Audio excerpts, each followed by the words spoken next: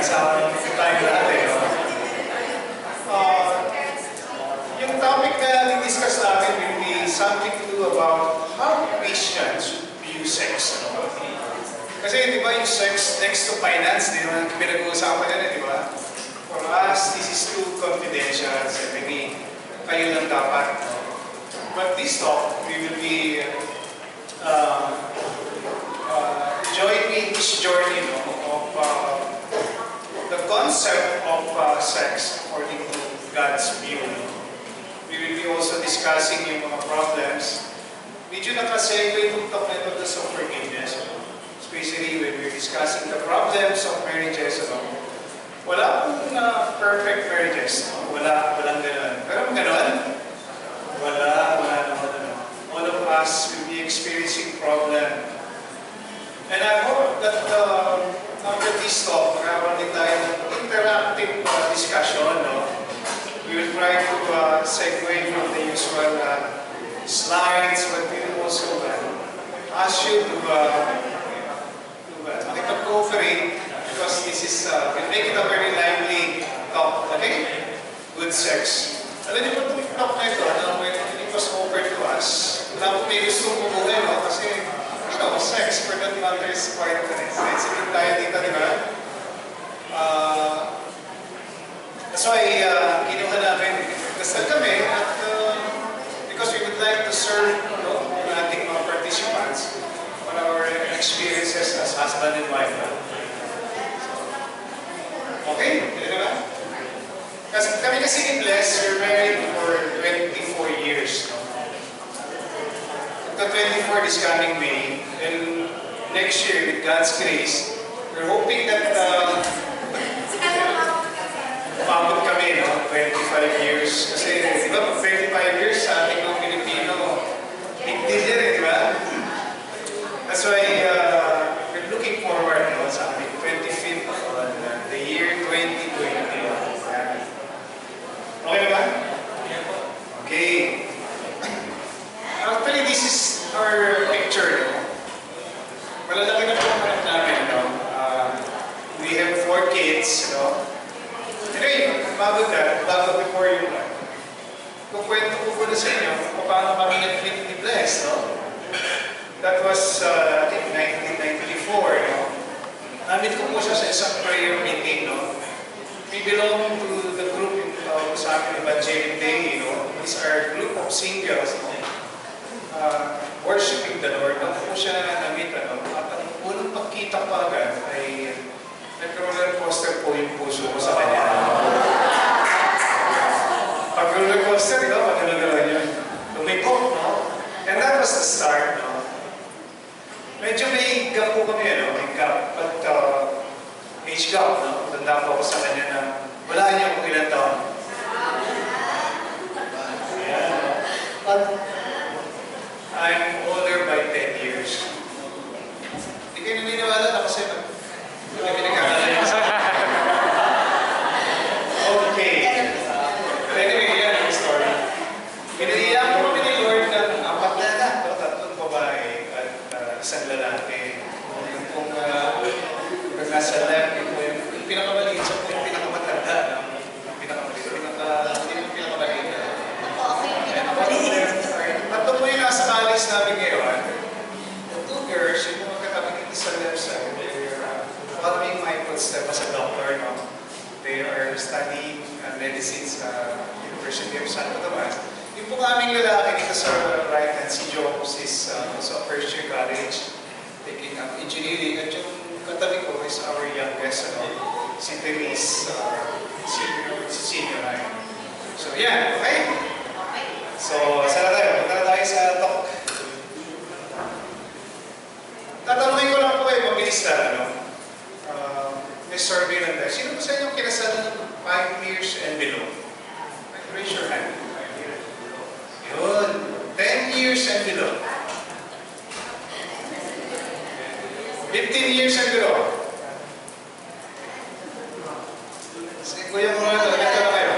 30 years. Wow, palakpakan natin. Pero mo, 30 years na atin pa sila nag-talk about good sex, di ba? Okay ba? Yes. Anyway, good sex is one of the most important lessons po dito sa ating marriage course. A study po by one of the great psychologist, researcher, and expert in divorce, si Judith Wallerstein. Siya po ay gumawa ng study at ang finding siya po is a richly rewarding and stable sex life is the central task of marriage daw. A richly rewarding and stable sex life is the central task of marriage. So tatanungin ko kayo lahat, how important is sex? Importante ba no? Yeah. Yes! Diba? Can you be married to someone for 40 years and still have great sex? Yes! Ang sabi kasi, when does sex ends? Sex never ends. Diba? Kasi kahit matanda na tayo, pwede pa rin tayo. How important is sex? Alam niyo mga kapatid, emotional and physical sex is very important from the doctor's point of view. According to research, the emotional importance of sex is sex improves self-confidence. Do you agree? Sex daw can relieve stress. And sex can bond, it will help you bond with your partner in expressing love and care for them. Okay yun, no? Physical importance of sex. Sabi na, it boosts immune system. Wow. Bago to, no? Lakas daw yung immune system nyo. It's a form of light exercise, di ba? It improves heart function, no? So, kung may sakit sa puso, no? Did you take note, no? At saka, it improves daw heart function. And it boosts your memory. Do you believe? At saka, one is, sometimes now, if you're working too hard, it relieves migraine, cluster headaches. So anyway, these are studies na talaga nagpapatunay, mga kapatid, na it is really very important for all of us. Okay? So, we will now go to the topic now. Ito kasi yung topic namin, we would like to change your view, no, about the conventional perceptions of sex to what we believe is. Sex daw is a gift from God to all married couples of all ages. So we will be talking about sex in the context of a married couple also. Okay? So, next slide. Pag-usapan po natin yung myths, yung mga paniniwala daw ng mundo about sex, no?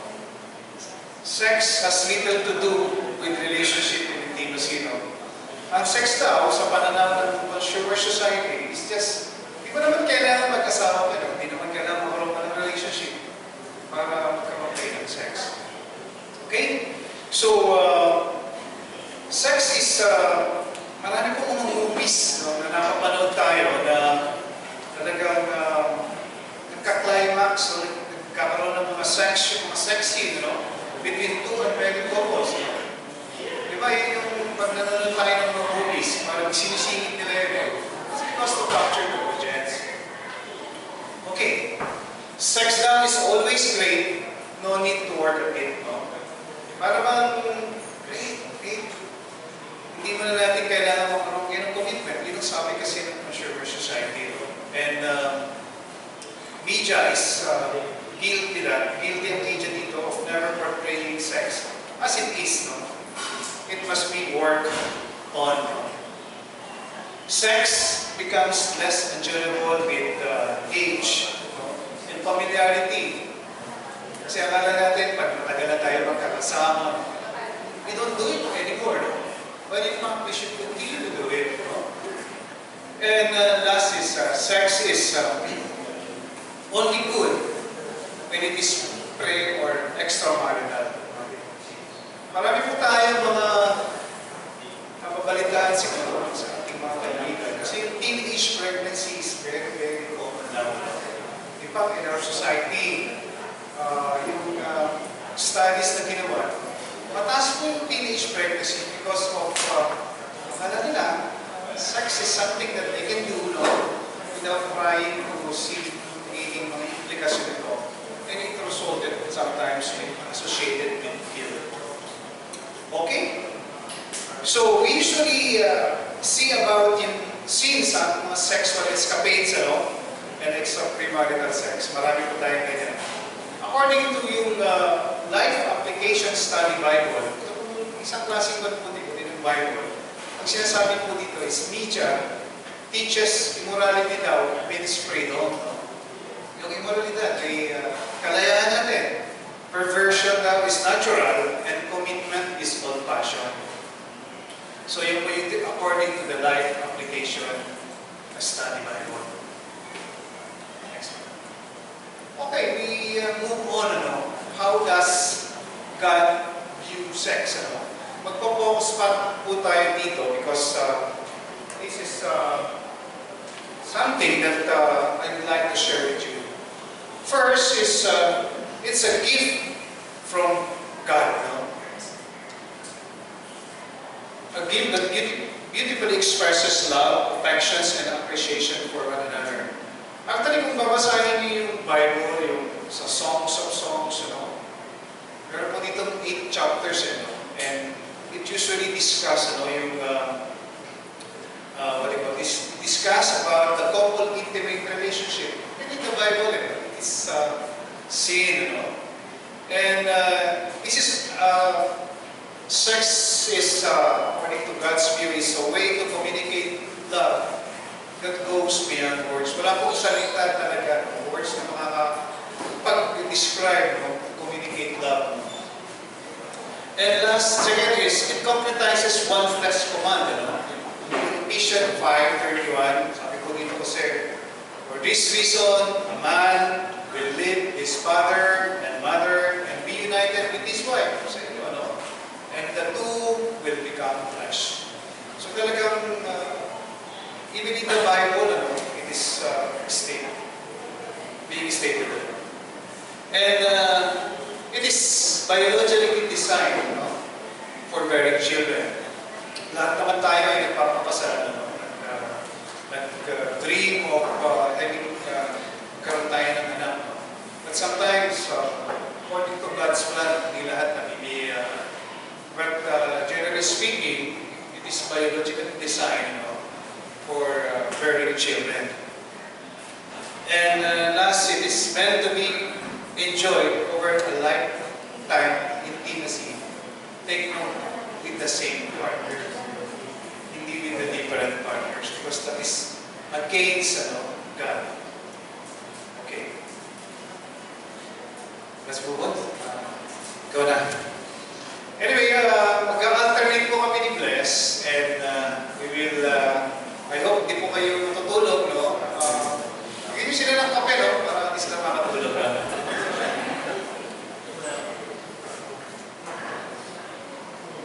Hello, yan. Ready na yung mic ko.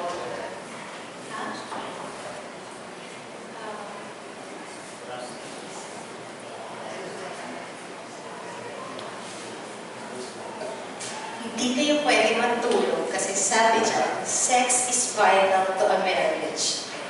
Pag sinabing vital, ibig sabihin, very important na. Diba? Ano ba yung mga vital organs natin? Diba yung brain nyo, yung heart nyo, yung liver nyo, diba? Pag may isang nag-malfunction dun sa mga vital organs nyo, diba namamatay yung tao?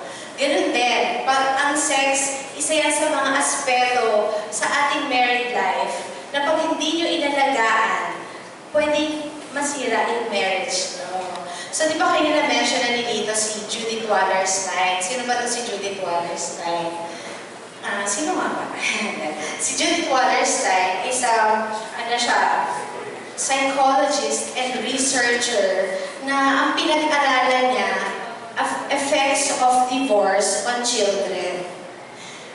ang isa sa conclusion niya is that sex is very important for a couple to last in their marriage. At sabi niya, dapat daw, yung sexual intimacy ng couple, merong delicacy, ibig sabihin, dapat kaaya-aya or pleasing sa inyong dalawa. Dapat meron din sensitivity. Dapat alam nyo kung ano yung gusto ng spouse nyo or kung ano yung ayaw niya. Tsaka dapat din daw, there is patience. Patience until you achieve the right formula that is acceptable to both of you. And don't worry, kasi sabi naman ni Judith Wallerstein, everything daw is subject to trial and error. Trial and error, maski 30 years na trial and error ko yan, no? Pwede, kasi nag-iiba yung stages in life. So, pwede meron pa rin trial and error. Tapos, problems and breakthroughs. Yan. So, sa isang solid marriage, nandun pa tayo sa taas, ha? Sa isang solid marriage, hindi nyo pwede paghiwalayin ang sex and love. Okay? Sabi nga ng matatanda na, di ba, pagka mainit ang ulo ng isang tao, kulang yan sa romansa. Di ba? So, totoo pala, may wisdom pala doon sa sinasabi ng mga matatanda. Di ba? Napapansin nyo ba din, di ba, na after na sexual intimacy nyo, parang ang sarap-sarap ng pakiramdam nyo, nakakatulog kayo ng maluwag, di ba? Tsaka parang mahal na mahal yung asawa nyo. Kasi daw, it is not just icing on the cake. Yung sex sa pagsasama natin, it's not just icing on the cake. Ibig sabihin nun, hindi lang siya isa sa mga benefits na nakukuha natin for being married. It is an act that helps you and your spouse build a growing intimacy with each other. How does it happen?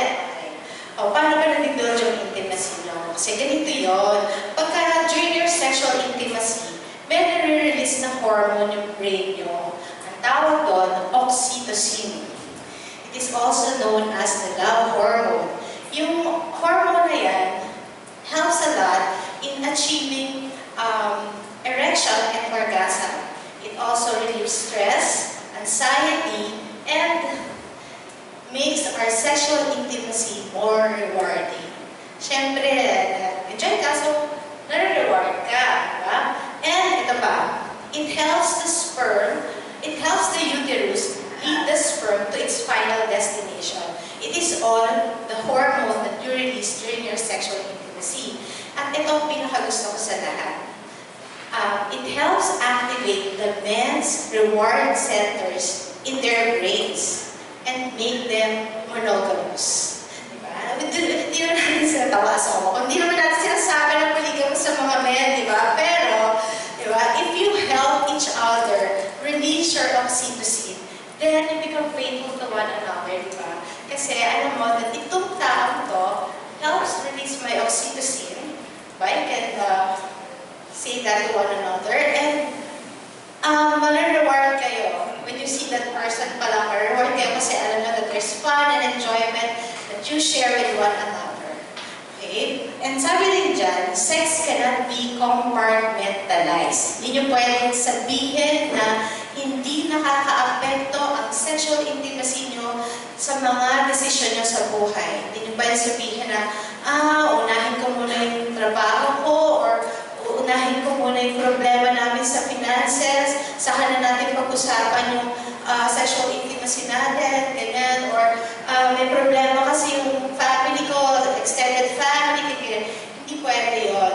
Kasama yung sexual intimacy nyo sa concerns nyo as a couple. So, hindi nyo siya pwede i-compartmentalize.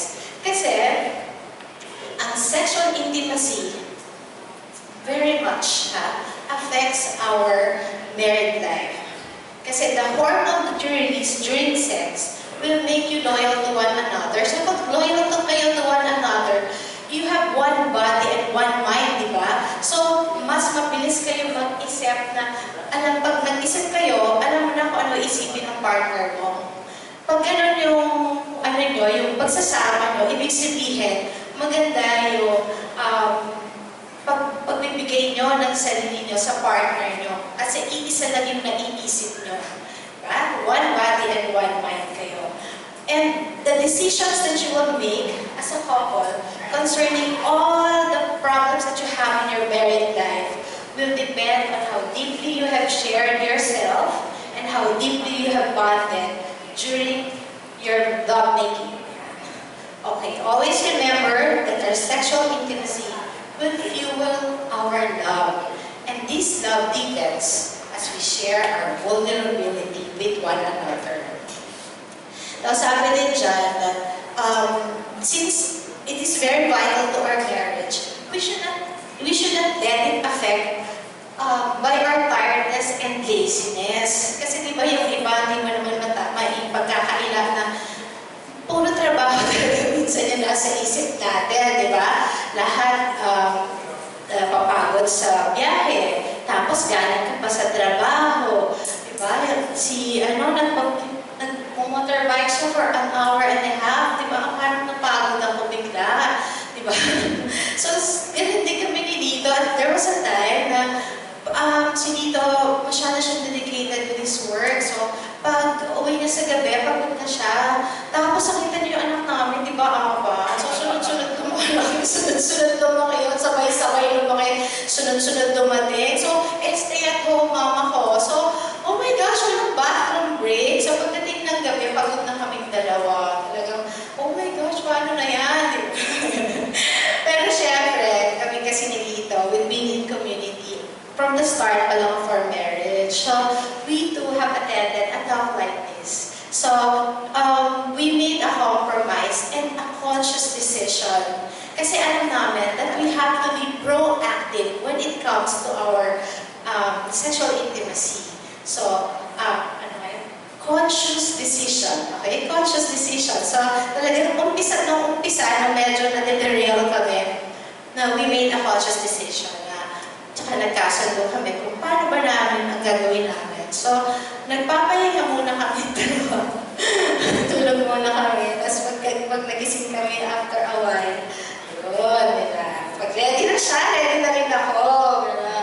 And, but you have to be fit for the fight, diba? So, kailangan healthy din kayo para hindi kayo masyado mapagod agad-agad. May walking kayo in the morning, diba? Miski 30 minutes lang. So, and you have to prepare for it, diba? Conscious decision, prepare for it. Be fit for the fight.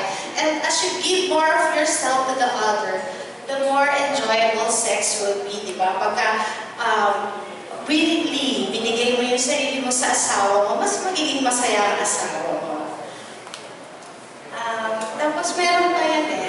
Pero nabura ko yata. It is about giving. Our sexual intimacy becomes more enjoyable pagka if you give yourself to your husband or your wife wholly. Whole. Buong buo. Next na.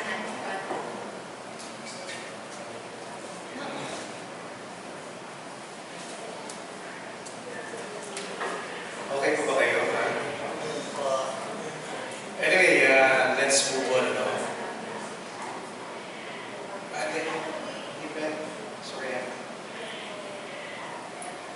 Yan, working out problems, Alam nyo, ang pag-aasawa ay hindi naman po talaga merong process, di ba?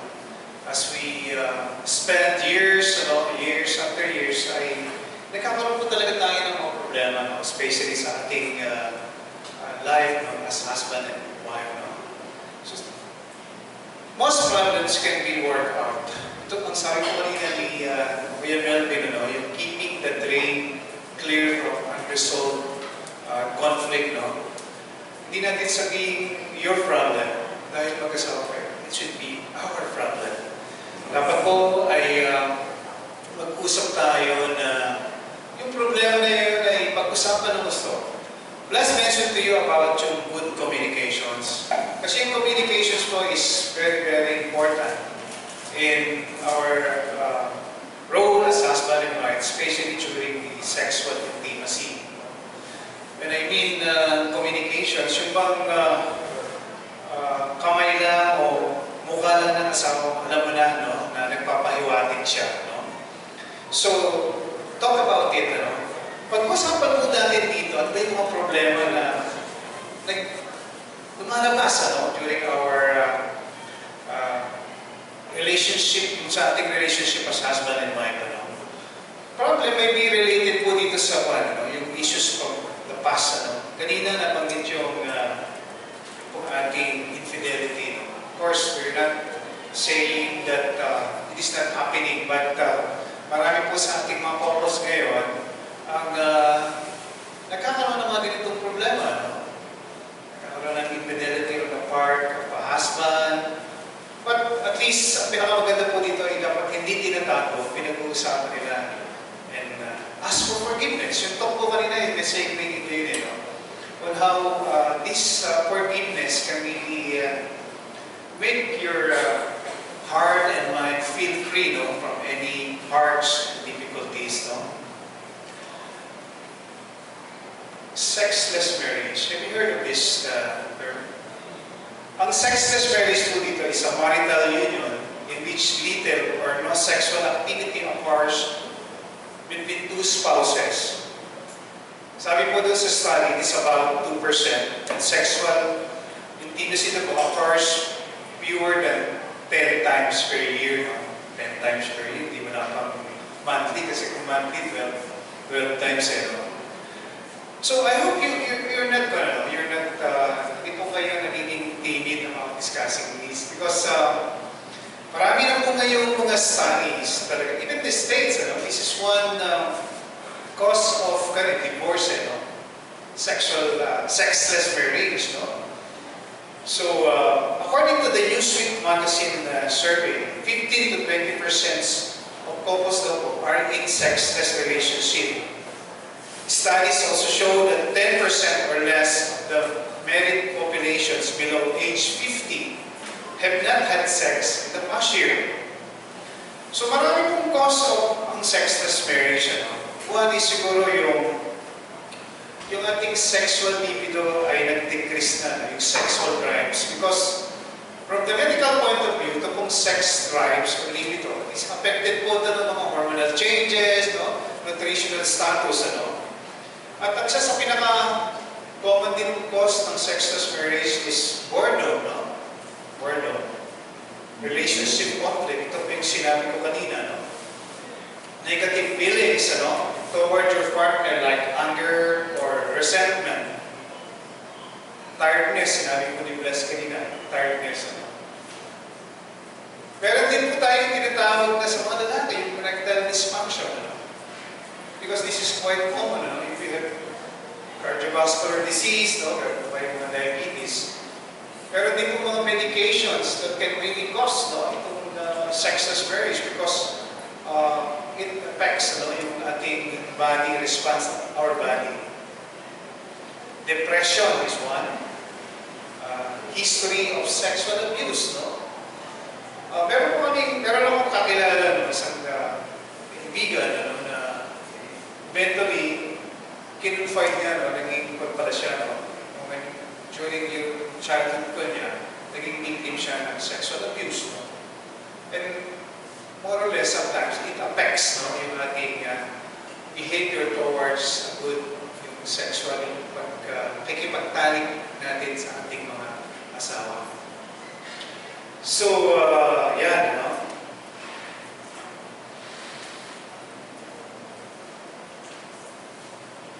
Next slide. Okay.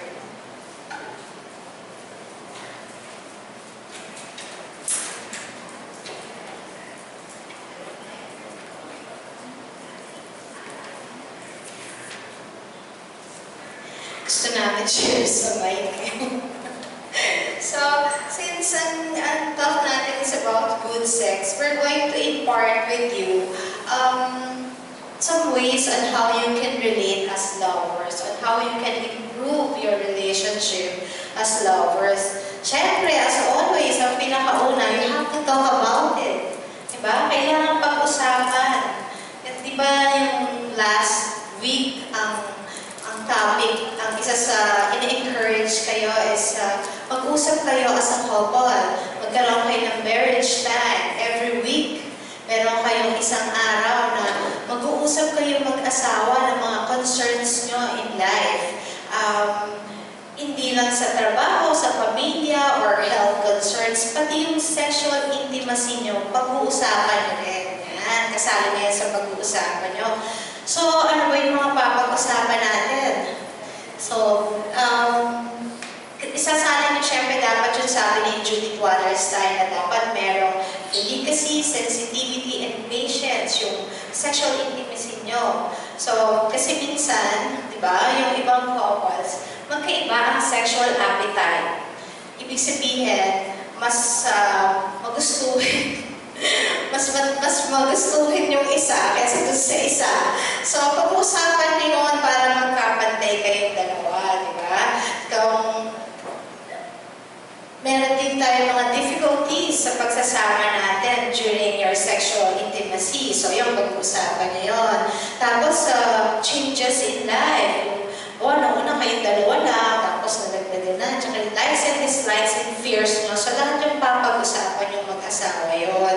Tapos, you have to acknowledge the differences between men and women. Ang mga men daw, mas focused sa sex. Totoo yan. Ang mga babae naman, gusto nila may romance. Gusto nila yung may mga pa-sweet-sweet ka pa sa kanila. Kung gusto mong matuwa ka tonight, kailangan pa-sweet-sweet ka sa asawa mo. Okay? Kasi yung mga men na yan, go for goals lang. Go, goals. Pero ang mga women, they prioritize process. Gusto nila may 1, step 2, step 3. Hindi mo sila pwedeng step 5 agad. 1, 2, 3, 4 mo na bago 5. Yan. Kasi yung mga lalaki parang RPG, isang click, mainit na. Diba? May mapatingin lang sa'yo, gusto na. Pero yung mga babae, teka, para yung mga electric stove, matagal mag-init, matagal lumamig. So, lahat yan papag-usapan nyo. Tapos, talk honestly with your spouse. Be honest. Okay? Huwag na kayong mahiya. Mag-asawa na kayo. Huwag na kayong mahiya sa asawa nyo. Sabihin nyo kung ano ang gusto nyo. Kung anong foreplay. Alam nyo ba yung foreplay? Alam nyo ba? Sino hindi may alam? Tatay ko na baka hindi ko na joke lang. So, kailangan alam yung foreplay that will lead to arousal. Okay? Hindi yung foreplay na nakiliti. Ayoko yung gano'n eh, yung nakiliti ka na naguguluhan ako pag gano'n. So, kailangan yung foreplay nyo will lead to arousal. Tapos, pag-uusapan nyo rin yung mga sexual position, kailangan magkasundo kayo. Hindi pwedeng hindi acceptable sa partner nyo. Tapos, you have to think of, syempre, maganda rin kung romantic or creative kayo when it comes to your room or your place. Papag-usapan nyo kung gusto nyo pa ng may candles, kung gusto nyo isa maliwanag, or gusto nyo isa madilim, di ba? May ganun eh. Magkasundo kayo sa dim lights.